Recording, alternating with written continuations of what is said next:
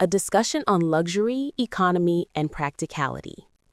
In a recent engaging session between Jasmine and Clayton, the conversation traversed a wide landscape of topics, ranging from linguistic nuances to macroeconomic realities.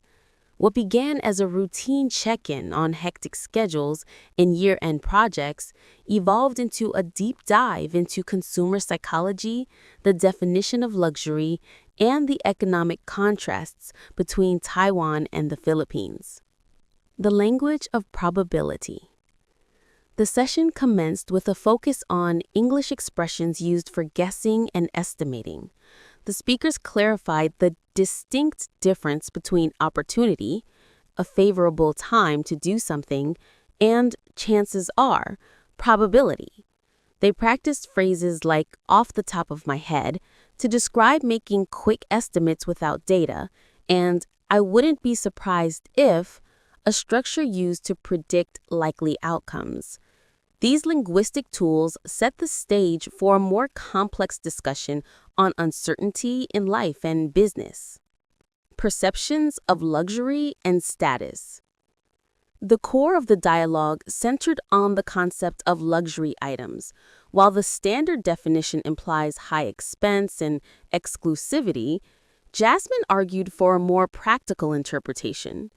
Rather than desiring traditional status symbols like branded handbags or jewelry, she identified home ownership as her ultimate luxury, a private space free from the constraints of renting. This sparked a debate on the psychology behind spending.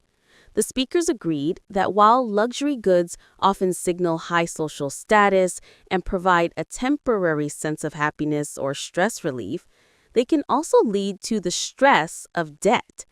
Jasmine emphasized her preference for quality over brand names, stating she wouldn't purchase expensive bags for herself, though she wouldn't reject one as a gift. In contrast, Clayton shared that a brand new motorcycle would be his purchase of choice. Economic realities, Taiwan versus the Philippines. The conversation broadened to compare the economic landscapes of the two nations. Jasmine highlighted that Taiwan's major exports are high-tech products, specifically chips and semiconductors, alongside high-quality agricultural products like fruit. Clayton noted that the Philippines, while also tropical and exporting fruit like bananas and mangoes, lacks a manufacturing base for high-value luxury exports. A significant point of comparison was the availability of government support.